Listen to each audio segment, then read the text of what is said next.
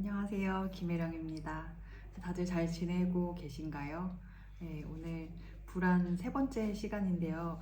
앞서 말씀드렸던 첫 번째, 두 번째에서 제가 제안드렸던 방법들 잘 연습하고 계신지 모르겠습니다. 네, 오늘은 일단 첫 번째, 두 번째 말씀드렸던 내용을 살짝 요약을 해드리면 첫 번째는 이제 우리가 생각을 너무 많이 하는 것으로 인해서 나오는 불안을 줄이기 위한 방법에 대해서 말씀드렸고, 그 생각 자체를 좀 양을 줄이는 방법을 말씀을 드렸었고, 두 번째는 이제 감정의 특성을 말씀드리면서 그 감정의 특성에 맞게 이 감정을 변화시키기 위해서 어떻게 하면 되는가, 그런 얘기를, 그 감정을 조절하는 법을 말씀을 드렸죠. 이게 결국엔 뭐 환경 자극을 이제 바꿔서, 조건을 바꿔서 감정이 잘 흘러가도록 하면 된다고 말씀을 드렸었어요. 근데 오늘은 이제 주의력에 대한 얘기를 하려고 합니다. 주의력은 불안과 상관이 높죠. 예, 우리가 한 가지에 의도적으로 이제 집중할 수 있는 힘이 있다면 불안하지 않습니다. 내가 하는 행위, 뭐 공부든 일이든 뭐 책을 읽든 뭐 집안일을 하든, 하다못해 이제 걷기를 할 때에도 내가 이렇게 오롯이 집중을 할 수 있으면 마음이 좀 산만하지가 않고 좀 차분할 수 있어요. 그런데 우리는 보통 생각을 많이 하죠. 이 생각, 저 생각 이제 끌려다니고 이제 하다 보면은 집중하지 못하고, 심지어 이제 내가 좋아하는 사람과 대화를 하고 있는 중에도 막 딴 생각을 하기도 하잖아요. 그러다 보면은 거기에 또 감정이 영향을 받아요. 그래서 마음이 한 곳에 이제 집중하는 힘, 이게 불안감과 관련이 있다. 불안을 이제 낮추기 위해서는 이 주의력을 길러야 된다. 이렇게 보시면 될 것 같습니다. 생각해 보세요. 이제 이 공간에 이제 먼지가 막 이렇게 둥둥 떠다녀요. 이렇게 생각이 그 먼지라고 생각을 하면은 이 마음속에 막 먼지들이 이렇게 둥둥 떠다니고 있는데, 그 먼지들이 싹 가라앉아서 싹 이렇게 공간이 깨끗해진다고 생각해 보세요. 먼지들이 이렇게 싹 가라앉고 마음이 이렇게 맑아지면은 당연히 마음이 편안해지고 이렇게 안정을 찾을 수 있겠죠. 그런데 우리는 그 막 먼지들이 막 이렇게 가득한 마음으로 아주 불투명하고 아주 그런 그 막 회색빛의 마음으로 살아가고 있는 거예요. 그러니까 당연히 마음도 이렇게 편안할 날이 없는 거죠.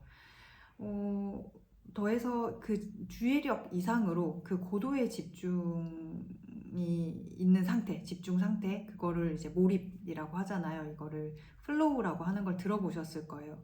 그 플로우의 상태에서는 이거는 진짜 그냥 단지 주의를 기울이는 것 이상으로 완전히 거기에 내가 빠져버린 상태라서 내가 없는 상태예요. 그러니까 무아지경이라고 하나요? 내가 누군지 그런 것도 이제 잊어버리고, 이제 거기 그 자체에 내가 완전히 하나 된 상태예요. 그럼 여기에 완전 몰입에 빠져 있으면은 이 차분함 이상으로 행복감으로 이어집니다. 이거는 뭐 몰입 이론을 창시한 미하이 칙센트미하이라고 그 책도 있어요. 플로우라는 책의 저자이기도 한데, 그분이 이렇게 얘기했어요. 물질적 풍요보다 자신의 일에서 몰입을 얼마나 경험하는지가 삶의 질을 좌우한다. 예, 생각해 보세요. 여러분은 삶에서, 일상 속에서 얼마나 그 집중을 하면서 살아가나요? 내가 하는 일에서 완전한 집중을 하면서 하는 시간이 얼마나 있는지 한번 생각해 보세요. 그것과 내가 스스로 생각하는 내 삶의 질이 상관이 높을 거예요. 네. 그래서 집안일을 할 때도, 하다못해 이렇게 설거지 할 때도 보면은 설거지 하면서 막 잡생각이 많이 들거든요. 그런데 그 설거지 할 때도 이 행동 하나하나, 나의 이 손 움직임, 이런 뭐 소리, 이런 거에 집중을 하면서 하면은 마음이 막 산만하지가 않아요. 그리고 제 기억에 제 친한 친구 중에 한 명이 샤워할 때 그렇게 불안할 수가 없다는 얘기를 했었어요. 근데 그게, 우리가 샤워를 할 때는 우리가 뭐 다른 일을 하는 게 아니잖아요. 이렇게 잠깐 이렇게 어쨌든 쉬어갈 수 있는 시간인데, 그 샤워하는 그 시간에, 그 공백의 시간이죠. 공백 시간에 막 내가 정신없이 막 이것저것 하느라 생각하지 않았던 것들이 마구 올라오니까 불안한 거죠. 그런 경우가 꽤 많아요. 그런 공백의 시간, 잠깐 내가 마음을 놓을 수 있는 시간에 오히려 불안감이 많이 올라오는 경우가 많은데, 그게 거기에 집중을 하다 보면은 자연스럽게 생각이 가라앉고 마음이 차분해질 수 있거든요. 그래서 샤워할 때도 내 몸에서 느껴지는 물의 온도, 나의 이제 몸의 감각에 이제 집중을 하다 보면 오히려 나에게 좀 휴식이 되는, 충전이 되는 시간이 될 수도 있어요. 그래서 다시 본론으로 돌아와서 우리는 주의력을 훈련시키는 만큼 불안감도 잘 다룰 수가 있는데요. 문제는 현대에 와서 우리가 주의력이 많이 짧아졌어요. 원래도 주의력이 뭐 그렇게 길지는 않아요. 왜냐면 우리가 이제 원시 시대로 거슬러 올라가서 수렵 채집 생활을 할 때 우리가 한 곳에 오래 집중을 할 수 있었다면, 한 곳에 오래 집중을 하는 게 이렇게 체득이 되어 있다면, 우리한테 위험 요소가 이렇게 다가오는, 예를 들어서 뭐 짐승이 다가온다거나 적이 다가온다거나 할 때 빨리 알아차리지 못하겠죠. 근데 우리가 산만하기 때문에 항상 이렇게 약간의 긴장이 있기 때문에 빨리 알아차리고 대처를 했단 말이에요. 근데 그런 그 유전자가 우리에게 아직 있어서 우리는 되게 산만한 게 우리의 본성이에요. 그런데 주의력을 길게 만들려면, 주의력을 우리가 잘 다루려면 훈련을 통해서, 연습을 통해서 그거를 좀 우리가 길게 만들어야겠죠. 그래서 거기다가 우리는 현대에 와서 스마트폰 때문에 얼마나 그 뇌가 영향을 많이 받고 있는지 가늠이 되실 거예요. 우리가 아무래도 이 하루 종일 사용하는 거잖아요. 그리고 인터넷, 이 스마트폰으로 인터넷 사용하는 것도 그렇고, 뭐 SNS 여러 가지들을, 작업들을 이제 휴대폰을 통해서 하는데, 그 작업이 어쨌든 아날로그 시대에 하던 것과는 완전히 우리가 행위가 다르기 때문에 뇌도 당연히 영향을 받을 수밖에 없습니다.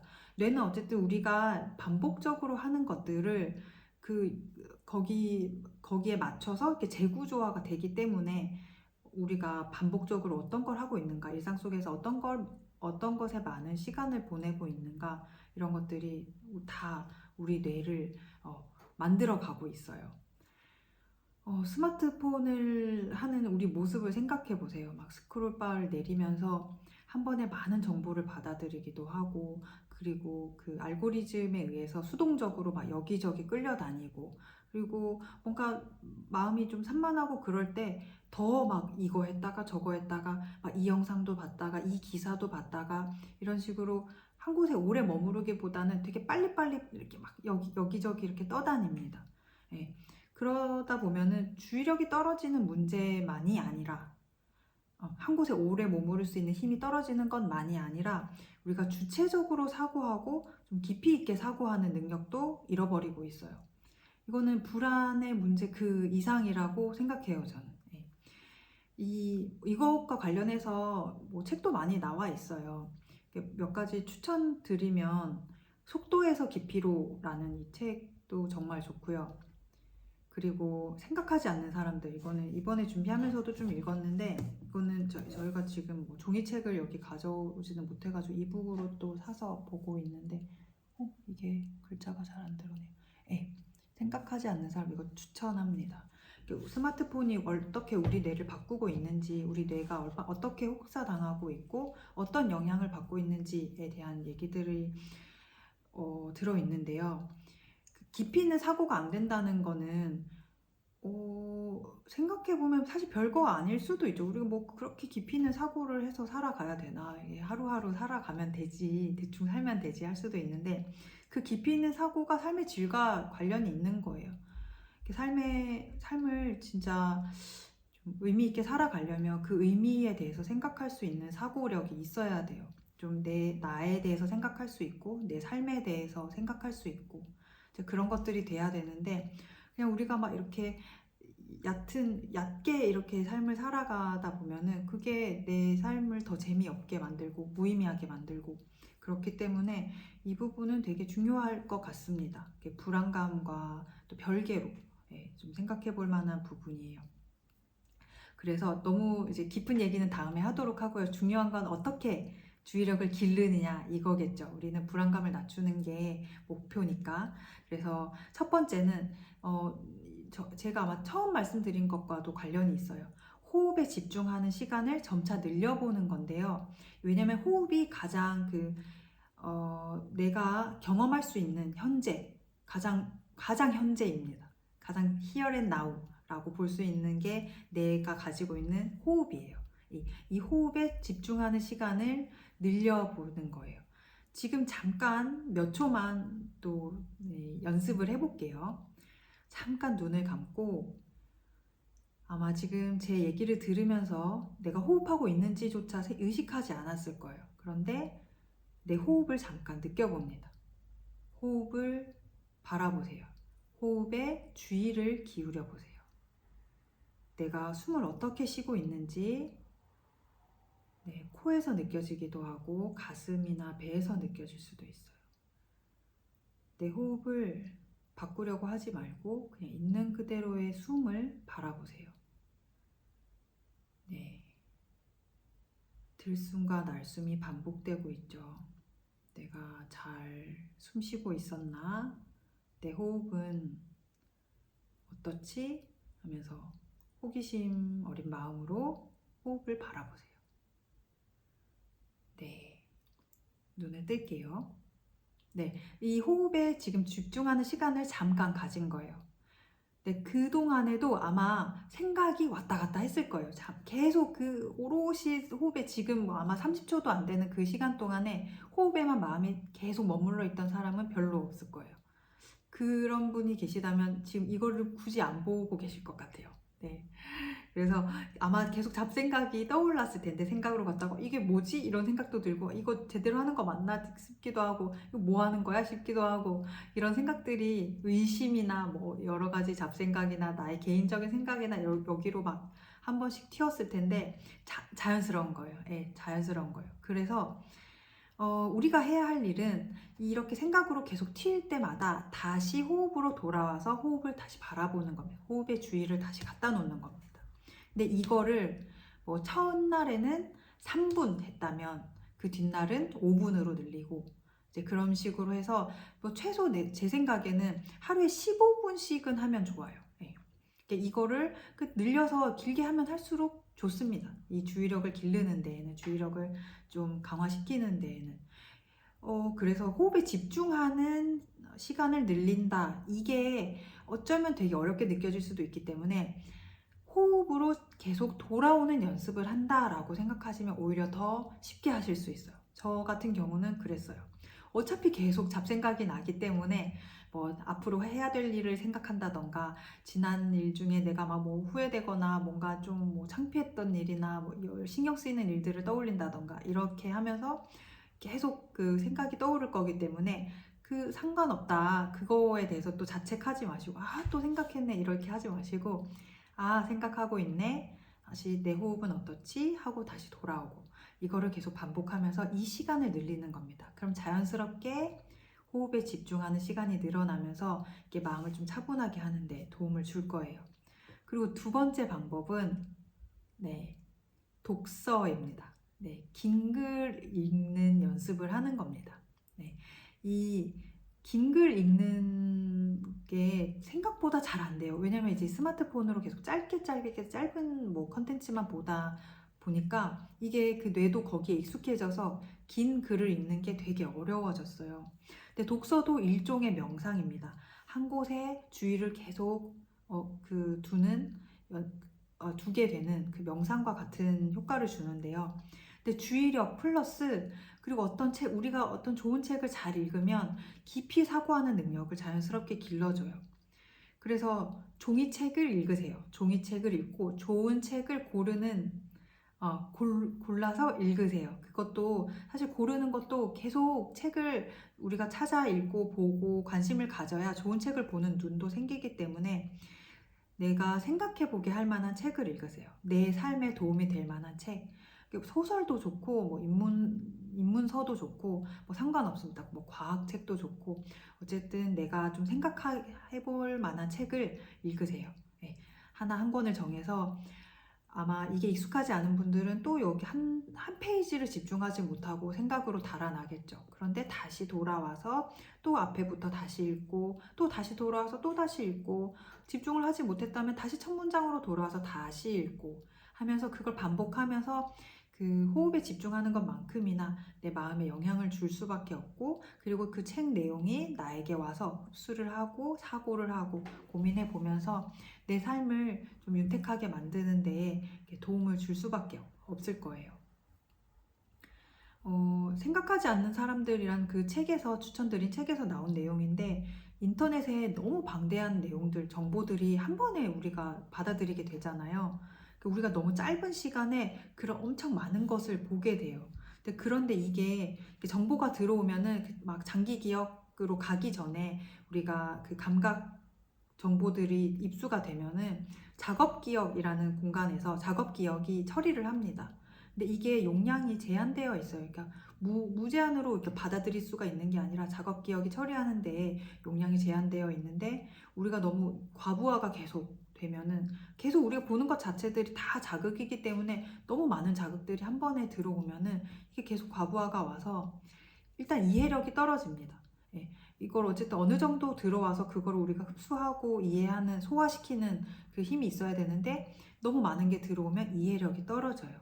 예, 그리고 더불어서 한 번에 너무 많이 들어와서 계속 무리가 가잖아요. 뇌에 무리가 가는 거에 과부하가 된다는 거는. 근데 그게 반복이 되다 보면은 이게 산만해져요. 예, 뇌가 혹사당할수록 산만해진다라고 하거든요. 그래서 의도적으로 인터넷 이런 휴대폰 하는 시간을 줄이고 종이책을 읽는 습관을 들여서 마음도 차분해지고 또 깊게 사고하는 능력도 기르면 이게 불안함만 다룰 수 있는 게 아니라 내 삶 전체가 좀 더 긍정적인 방향으로 나아갈 수가 있습니다. 그래서 아침에 일어나자마자 좀 맑은 정신으로 호흡에 집중하는 시간을 가지거나 독서, 일부러 좀 시간을 내서 독서를 좀 틈틈이 하셔서 좀 연습하는 시간을 계속 의도적으로 가지세요. 그리고 더불어서 일상 속에서 우리가 뭔가를 할 때마다 그 생각을 하면서 하는 게 아니라 그 행위 자체에 집중하는 습관을 가져보세요. 아까 말씀드렸던 뭐 설거지나 뭐 집안일 할 때도 그 내가 하는 행동을 집중을 하면서 내가 이렇게 마음을 오롯이 거기에 집중을 하면서 해보고, 걷기 할 때도 좋습니다. 요즘에 저도 많이 하고 있는 건데, 걷기 할 때도 내 몸의 감각에 내가 팔은 어떻게 움직이는지, 내가 발은 어떻게 움직이는지 감각해보면서 이렇게 걷는 것, 내 몸을 잘 살펴보면서 걷는 것. 주의를 둔다는 거는 내 몸이 있는 곳에 내 마음도 두는 거예요. 우리는 보통 내 몸은 여기에 있는데 그 마음은 막 저기 막 미래 10년 뒤에 가 있기도 하고 막 10년 전에 가 있기도 하고 어제 있었던 거기에 가 있기도 하고 막 마음이 다른 사람한테 가 있기도 하고 그렇잖아요. 그런데 우리가 좀 마음을 평안하게 잘 살아보고 싶다면 내 몸이 있는 곳에 항상 마음을 함께 두는 연습을 하시면 됩니다. 네. 이거는 뭐 그 아까 몰입에 대한 얘기도 했지만 몰입에 대해서는 사실 나중에 따로 다뤄봐도 좋을 것 같아요. 이게 그 삶의 질, 행복감이랑도 관련이 있다고 하면 되게 재밌지 않나요? 저는 한때 이게 너무 흥미로워서 그 플로우란 책도 보면서 뭐 관련된 뭐 자료나 이런 거 좀 찾아보면서 한참 관심을 가졌던 때가 있었는데요. 어떻게 내가 더 행복하게 살 수 있을까 많이 고민했던 시기에 그랬었는데, 관심 있는 분이 계시면 이 주제에 대해서도 다음에 한번 다뤄보면 좋을 것 같네요. 부디 그 마음이 둥둥 그 먼지처럼 떠다니지 않고 이런 한 곳에 차분하게 머무르면서 좀 맑은 정신으로 평안하게 지낼 수 있기를 바랍니다. 오늘 여러 가지 얘기를 해드렸는데 요점은 많지 않아요. 마음을 좀 차분하게 할 수 있도록 주의력을 길러보자. 이거를 일상 속에서 잘 연습해 보시면서 내 마음이 어떻게 변화해 가는지 좀 흥미롭게 좀 살펴보시면 좋겠습니다. 네, 다음 시간에 또 만날게요. 감사합니다.